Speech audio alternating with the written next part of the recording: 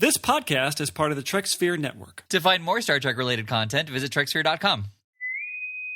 As you know, this is the measure of an episode, where it is our continuing mission to explore what is a proper Star Trek episode. No, what makes a Star Trek episode a proper Star Trek episode, a genuine Star Trek episode, and not just 90s. A very special episode of Star Trek Deep Space Nine. It totally felt that way. It felt like in the 90s, this was happening a lot, where I felt like really popular television shows would have their episode about civil rights. Mm-hmm. I don't know if this is true. It just feels this way. I Right. felt like the 90s was when we started doing this. And as you know, this is the measure of an episode. But also, as you know, including that there were, there's a couple of things that happened in this episode that were probably mind-blowing to your 1990 whatever 8 watcher, audience, viewer of Star Trek. Very curious to know what those parts are that you're thinking of. Two things. There are two things that happen that That are were mind-blowing. Okay. Crazy, especially for Star Trek. Oh, especially for including Star Trek. This was I'm still very conflicted on this episode. Anyway, our Okay, well, criteria. should we tell people what the episode is? Oh, Well, yeah. let's talk about I'm our criteria. And I'm Jonathan. And our criteria is, we do this with 3 criteria. The first one is there sci-fi integral to the plot? I'm going to use it this time. Is it You get one of is those. it so required within the plot that you could not do this episode anywhere else? The second one is that sci-fi presented in a novel or unique way? And the third is there an ethical or moral dilemma? I'm Jonathan. And I'm Paul, and this week we watched Deep Space Nine, Season 6, Episode 13, Far Beyond the Stars. And terrible title. I feel like DS9, I don't know why everybody just doesn't do pun titles. It just seems like, I don't know why I feel that way. Just everybody should just do pun titles. Just Anyway, with everything from Breaking Bad to House to How I oh Met Your yeah, Mother. everything. It should just be a giant pun. So you get to the end of the episode and you're like, oh, got it. Oh, Okay. every episode Nice. should culminate with the title being the punchline. Yes. Okay. Yeah. And that's why it's Far Beyond the Stars. Right. It's actually a guy named Farby standing on a bunch of celebrities. So it's actually far beyond the stars. Nice. Yeah. Solid. We have to introduce a character named Farby. Right. That's the hardest part. Farby. Why is far beyond the stars? I like that his name immediately suggests that he's this hapless idiot. Or, right? Well, like, I mean, it's not like Farby's on the stars. Right. Do you think this will make it in the episode? I'm curious. The blurb is, after a friend's ship is destroyed, irrelevant, Sisko contemplates leaving Starfleet, irrelevant, while having visions of himself and his crew and sci-fi writers, having visions of himself and his crew as sci-fi writers in the... So this shows that the person at least watched, like, he must have been reprimanded for not watching the episodes because his blurbs were they were based just on the cold open. So this person watched like maybe a minute or two of the actual episode, because the episode cold open ends with him being in the 50s. He talks to Nog. I think he accidentally left this going when he was locked in a cage and couldn't turn it off. Well- and he had to listen to the whole show. Right. That's how they do coaching Because- on Netflix. Yeah. Or punishment. But it does feel like this is a pretty good summation of what happens. It's a pretty good summation of the cold Sort of. open, because none of the instigating moments that are said in that blurb are relevant. Kind of what you just said. It's not relevant. Yes, his friend died. Yes, he questions leaving Starfleet, but none of that is in the episode at all. This is a very weird episode, It is. actually, It is. for it being what it wants to be, which is sort of this is our take or our in memoriam to the 1950s, I guess. And it was very strange because it felt like something that it should have been what they do on Voyager, which is they're going to have this episode that takes place in the past using the actors from Voyager, right? And it's going to be, this is Janeway's ancestor who settled the Great Plains in Kansas. Right. And it should have done that because all the stuff that takes place in present day DS9 doesn't make any sense. It should have just opened in the 50s and closed in the 50s, and that's it. That's all. Oh, interesting. Just make it a bottle episode about these ancestors to the characters on DS9. Okay. It would have been interesting, right? Mm-hmm. Because where they try and fit it in somehow. Okay, well, let's try and go through the episode here. So it opens up. Sisko lost his friend, as the blurb says, in a ship, and he's having command fatigue. He's like, I don't know if I'm cut out for this. It's really weighing on me. Mm-hmm. And then he has this discussion with this person. I don't remember who he's talking to. His dad. His dad comes strolling in. It doesn't matter. No, it's super important because we just watched the episode. I mean, not just, but we've seen the episode where his dad is like, "You'll never get me up on that space station," or "This is my home. Like I'm not going anywhere." And then his dad just comes strolling in. It's weird to see you here, Dad. Well, and he kind of says that. He's like, "I'm really glad you made it." And he said. He said something about how like he had never been here and it was worth a trip, and and it was just a 180 from how his dad was that previous time, where he said like I'm never setting foot on that space station. That's true, and they give us so much information. It's almost like they're trying to fit in why he's there, as though that actually was the first time he was there. Although I get the impression that he's been there for a while. Yeah, that he's been there for a while. So what I think happened is either he was in the previous episode and we just haven't seen it yet, or they had the opportunity to have him on again and he wanted to be on, and so this person could easily have been Jake. But this person was rewritten to be his dad because they had the opportunity to use the actor. It was a lot of information we didn't need for this episode. It didn't matter. Oh, absolutely. There was so much. None of it mattered. Yeah, just to explain why the dad was there. Oh, you know what? No, they did need the dad because he was the minister in the past. Yes, but we would have still known who the dad was had he not had a 5-minute conversation about what he's doing on the station. It's like, right. Who is this person? That's true. Yeah, his dad, I guess, didn't need to be on the station for him to be in the past, right? And so then he sees a non-Odo walk by. He sees Odo without makeup walk by. He's like, who is that? It looks like Odo without makeup on. And he goes, and then I don't know what happens after that. I think that might be the end of the cold open. No, and I forget what happens. Right. So he then walks down the corridor with and he sees with Michael Cassidy. Dorn. Yeah, and he sees Michael Dorn in his baseball outfit. And then he goes into one of the hatches, wherever he was going, and Sisko walks through and sees the light, and then he wakes up in the medical bay, and they explain that his brain is firing the same way that it did during Rapture, which is so weird because they are referencing an episode from a long time ago that I think was the last DS9 episode that we watched. Yeah. Yep. It's so weird. Either it's way better connected than we think it is, or this is the most random happenstances that we keep encountering on the show for some reason. Well, right. Or this is not on purpose. No, this is, we, again, I know we've said this before, but we can upload our generator so you can see how it works, and you can see that it is randomly generating episodes. The only time that we ever skip is when it has an episode from the same series that we've just watched. Maybe they reference all episodes. We just haven't seen them yet. Yeah. So we don't catch any of them, right? Yeah. And then he gets hit by a car. He gets hit by a car and then he's in sick bay? Oh, that's right. Yeah. Yeah. And that's what happens. Yeah, because he's still in his uniform, his command uniform, when he gets hit by the car, and then he wakes up. Yeah, right. We never find out what actually happened to him. No, and that's the weird part, is because they want to connect these visions to this story that happens in the past, and it's never really established if it's a hallucination of Sisko's, right, or if in fact Star Trek as we know it has been created by Herbie. Is that his name? Benny. Benny, yeah. Benny in the 1950s, and so we don't ever know that. Right. But so at a certain point, Sisko et al. We're in the past, kind of permanently now for the episode, and he is a science fiction writer, and we get to see all of the characters of Star Trek Deep Space Nine without their makeup on.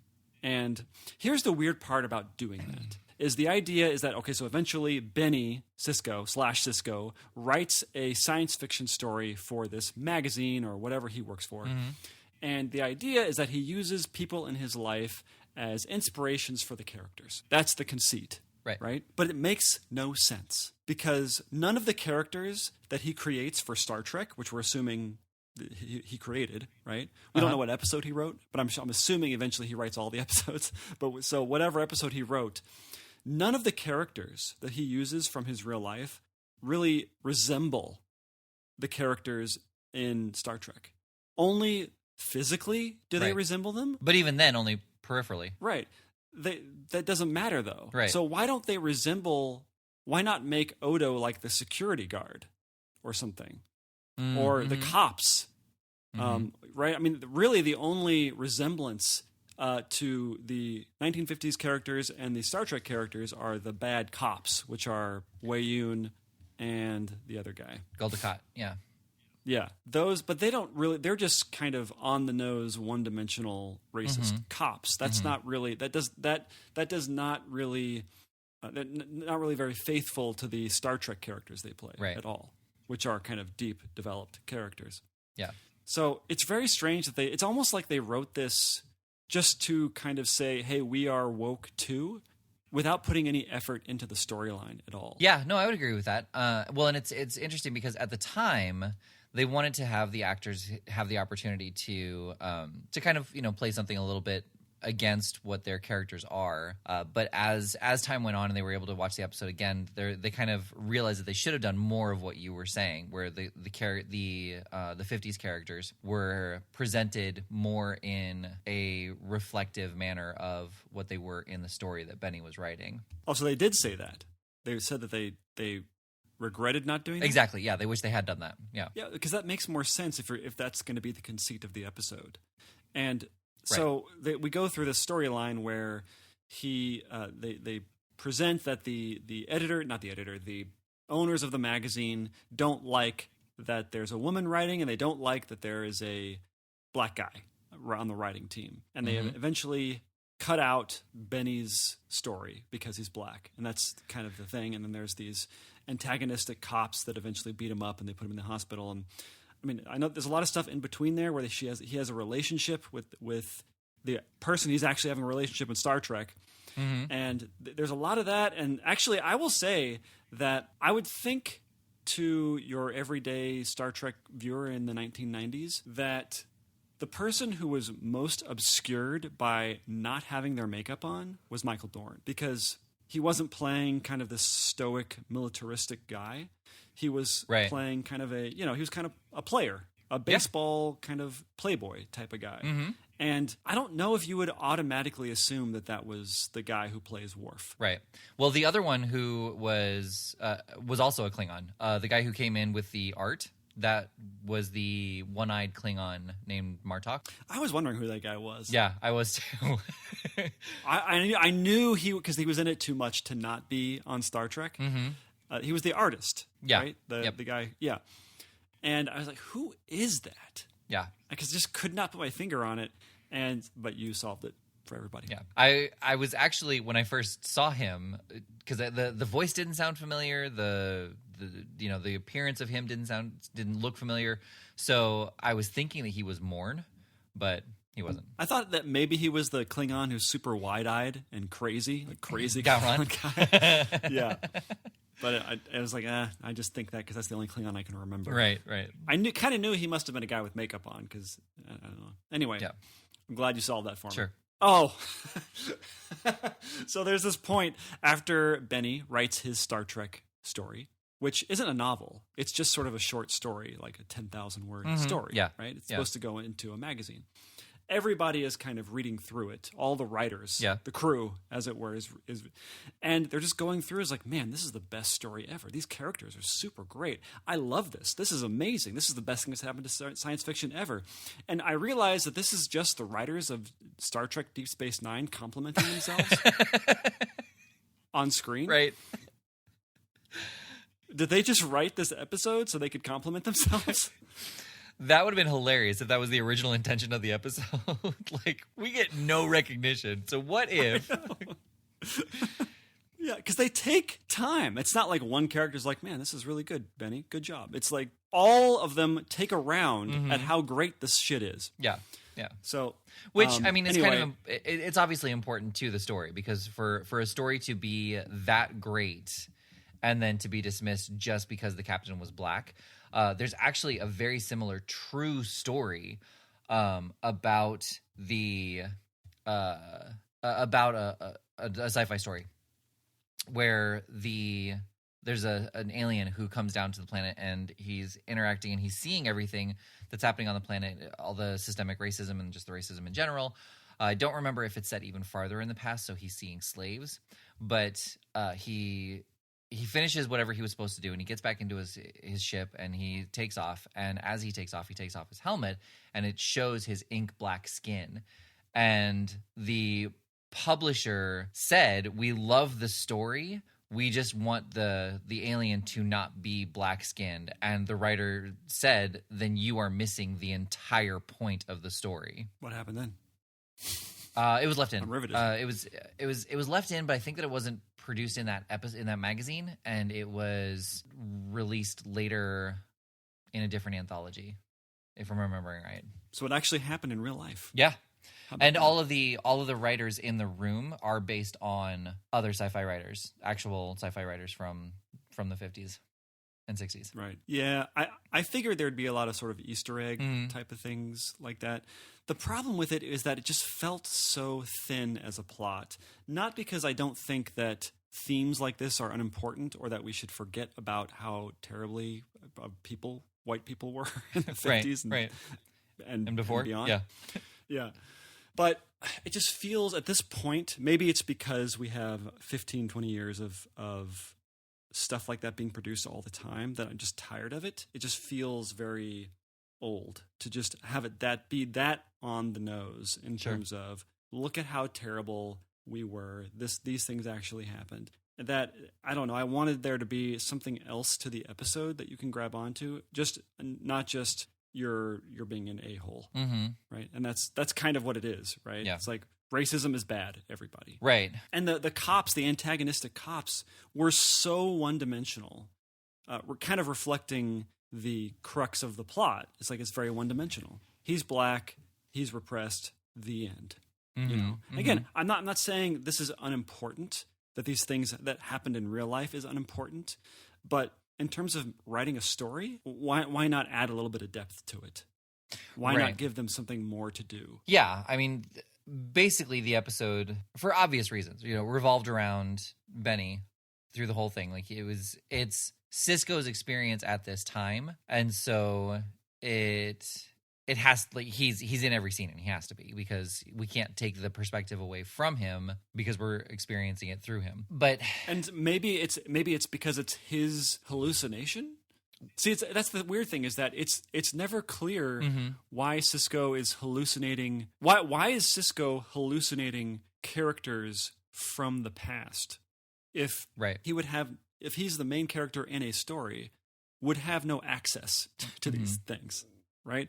Unless you were doing something where he's somehow connected through the wormhole, science fiction, whatever, to this ancestor of Sisko's, where he's somehow experiencing the things that his ancestors did, right? I was expecting there to be some kind of connection between two real people, but in the end, Sisko is just a creation. And I think you have told me in the past, I don't know if it was on the air, but that they were thinking of expanding on this idea that all of Star Trek is just some concoction in some guy's head. Yeah. And they did. So Ira Steven Behr, that was his idea. He wanted the series to end with Benny going to Paramount Studios and pitching Deep Space Nine as a plot. Oh, he was met with resistance, and ultimately he backed down, which is great, because, like they were saying, you're going to fictionalize, which is kind of redundant, but you're going to fictionalize Star Trek into this not a potential future, but just a fictional thing that someone created. And Ira responded with something along the lines of, "I don't care about the other Star Trek episodes. This is what I want to do." And obviously he was he was hogtied and thrown in the closet before the episode was finished. But Benny does show up later on in the canon of DS9. Yeah, there is another episode later on where he does show up, and it's actually conveyed much better with comparing between Sisko and Benny. You have a much better understanding of how the two are connected. But having said that, it still provides a little bit of ambiguity. Like, wait, is this still just a story, or is this what the prophets are trying? Like, is this how the prophets are sending the message to Sisko about what he needs to do?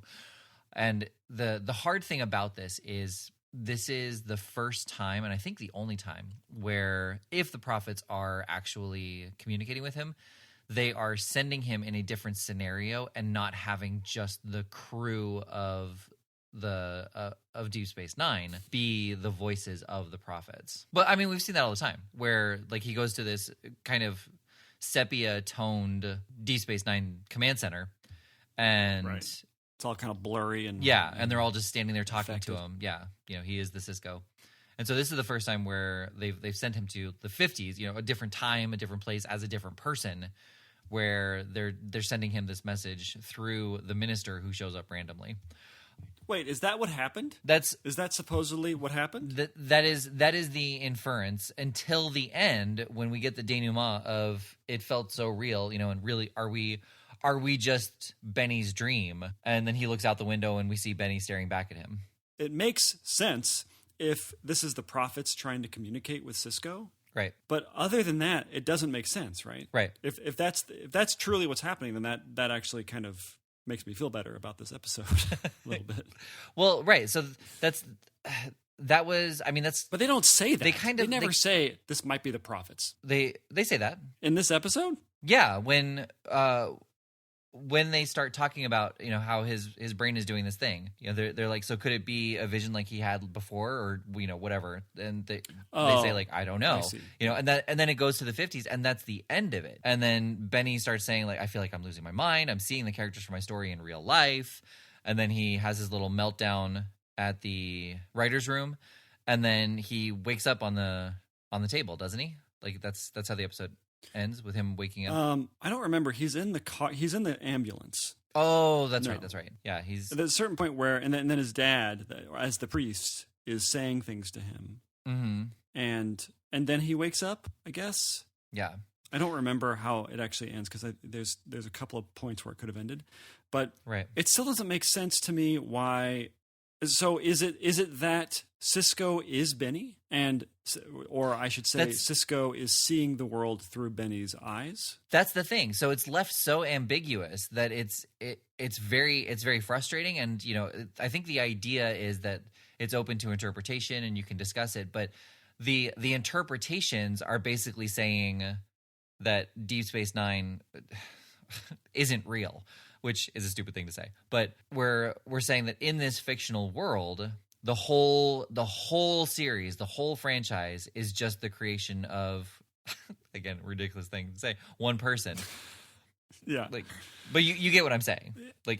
This fictional person created this fictional real world universe. Yeah. That's the general premise that is being offered here. And in this one episode, those are the two positions that you have to take. Either it's a vision from the prophets and it's just trying to convey, and I'm going to talk about this in a second, how Sisko's perspective and outlook, or it's showing a peek behind the curtain that everything in the Star Trek universe is just written by this one fictional person named Benny. See, that's where the writing to me could have been better. Right. Why not come up with some really clever analogs to whatever's going on in the DS9 world right now? Mm-hmm.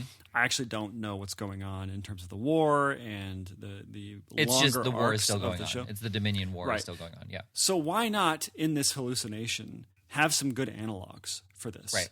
And don't have them be these kind of tucked away analogs as Easter eggs, but make them the theme of the episode for him to kind of digest a little bit easier and a much more simpler paradigm.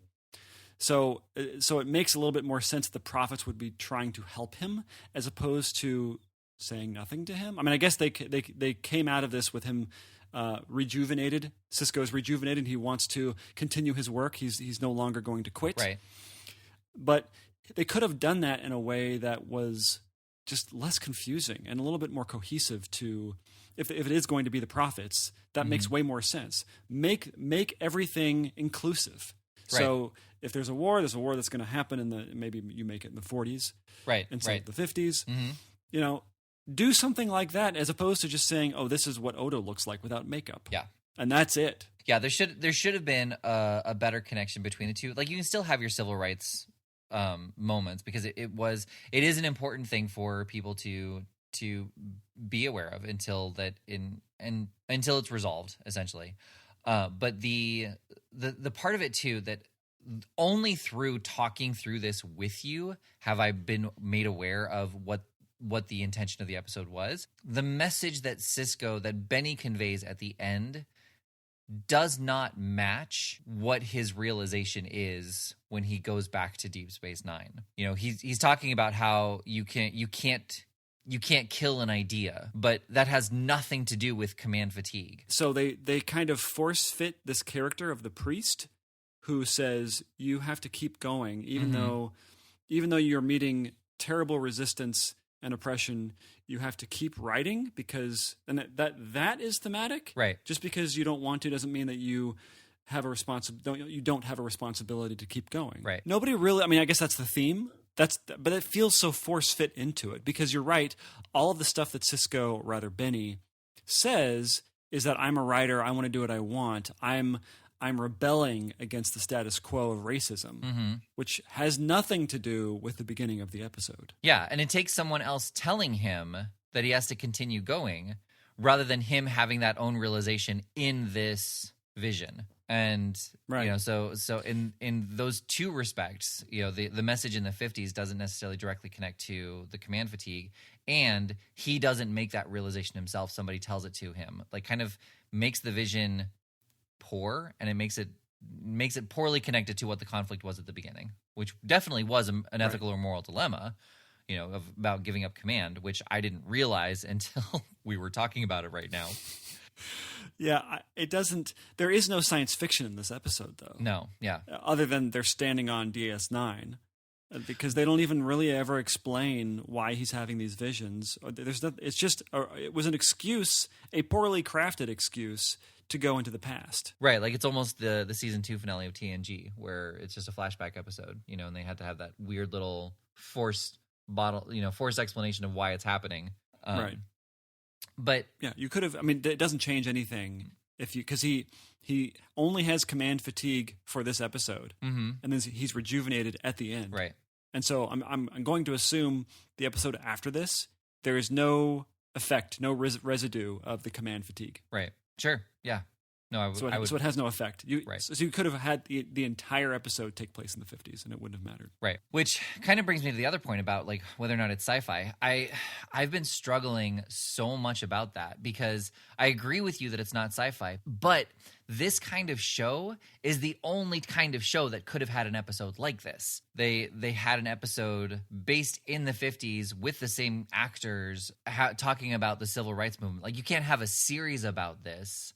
Being this blatant, and you couldn't have like Law and Order do an episode like this where it just has a flashback to somebody, you know, like Life on Mars has a very similar thing that they could do like this, but that's the premise of the show, and the premise of the show is sci-fi based. You know, you could do something like this with Babylon 5 where you have somebody having like a vision or a flashback, or not a flashback, but a time travel thing where they're in the 50s and they're seeing these civil rights movements and they have like some kind of amnesia where they think that they're that person. But, you know, this kind of thing can only happen in a sci-fi premise. At least that's how I'm viewing it. I agree, but I think that this could have been like a fantasy show where nobody has their makeup on and it just takes place in the 50s, right? Just the idea that they're all wearing makeup and now they're not wearing makeup in the episode, that to me is the novelty of it, but not really dependent upon science fiction. Right. No, I agree with that. I'm you know, one of the things about our first criteria is, you know, like it can only be done in a sci-fi show, and there isn't a sci-fi explanation. So like I'm willing to to accept that this is not a proper Star Trek episode. But because anything that is explained by the prophets is not sci-fi. Right. But that all aside, just as kind of the thought experiment and just kind of trying to dissect this episode, like this. Do you agree? Like, can you think of a series that wouldn't have any kind of sci-fi or fantasy connection where this episode could take place and it wouldn't feel out of place? So you're saying, is there a science fiction or a non-science fiction show that does this same thing? Star Trek Voyager? But anyway, yeah, I don't think really it's a proper Star Trek episode, which is too bad because I would have loved to have been able to say that a proper Star Trek episode had, number one, smoking in it, legit smoking, characters smoking cigarettes, and dropping N-bombs. Yeah. Because they dropped an N-bomb on Star Trek. Yeah. So did you watched the Netflix, right? Yeah. Okay. So are you talking about the actual N-word, or are you talking about when... Yeah. Okay, I missed it. So Jake, the guy who plays Jake, who plays sort of a hustler. I guess a hustler, yeah. A miscreant, if you will. A vagabond. He only plays by his own rules. That's right. He's a loner. He says the N-word. Multiple times or just once? I think just once. Okay. Because there is that conversation where they're dropping the other one. No, they say the N-word. Okay, because capital N. I totally missed it, but what I read about it was that it has since been removed from all subsequent releases. So I didn't catch it, and I was like, oh, that's interesting. Oh, I guess that's why I didn't hear it. But if you heard it and you watched it on Netflix, that means it's in there. And I just totally... Well, now I want to go back and see. Maybe I misheard it. Maybe he said it in such a way that made it sound like the N-word. But it sounded like, the N-word. Right. So now I'm going to go back and have a listen. Yeah. I'm a little disappointed too that it's not a proper Star Trek episode, just because of how special the episode is. I mean, we said that at the beginning, kind of tongue in cheek, but it won a lot of awards. Cisco Avery Brooks directed the episode, which everyone was talking about how difficult it is, and I mean, anybody who has directed themselves can recognize that you try to put yourself in as few scenes as possible in the episodes that you're directing, and he was in every single one. So right. There's a lot to admire in this episode. So yes, it felt like, I don't know, I've not talked to Avery Brooks about this, but it did feel like he was interested in a acting feature for everybody, but also an acting feature for himself, and less interested in any kind of canon storyline or a storyline that was particularly poignant at all. Well, no, and that's kind of interesting. Like they didn't ask Michael Dorn for it, but when they wrote the episode and they realized it was going to be about the civil rights movement, they did not feel that having a white person would get the proper message, and also that it would kind of, be trivializing the point, or not trivializing, subverting. Maybe that's the word, but I don't think that's the word I'm thinking of. Anyway, just missing the point completely of the civil rights movement if they're going to have a white person direct the episode. So they went to Avery Brooks and said, would you like to direct this episode? And obviously with the message in it, he said yes. I will say one really cool part about the episode for me was the music. The score is written by Dennis McCarthy, and who is a normal Star Trek composer, which is normally a very science fiction oriented score, which is heavily orchestral. But they sort of bridged the gap between orchestral and how we've come to expect television music to function. But it also kind of had that very jazzy feel to it, evoking the 50s and that kind of feel. So that was one aspect of it that I really enjoyed. They did a really good job with that. Yeah. So all of the Star Trek problems aside, did you enjoy the episode, or can you not separate the two? I may have enjoyed it more in the 90s, where I felt like this was not such a well-trodden subject line or subject. It just felt I could not get past how on the nose. I can't think of a better word than that. It just feels like we've been down this path many a time since then, right? And maybe then it was fresh and maybe a little bit evocative, especially because they used, they used big boy words, grown up words, Right. and there was like violence in it that wasn't just phasers. It was people getting their butts kicked. Yeah.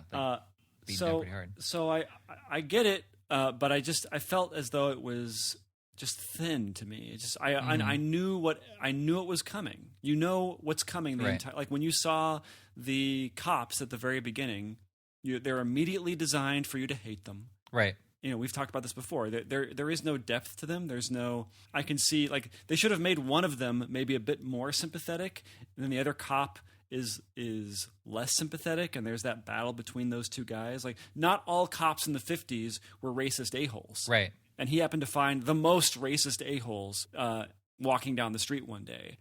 And I understand you have to condense reality to make a point in film and television, but it just didn't feel very creative. It just felt like I know exactly what's going to happen at each beat. Right.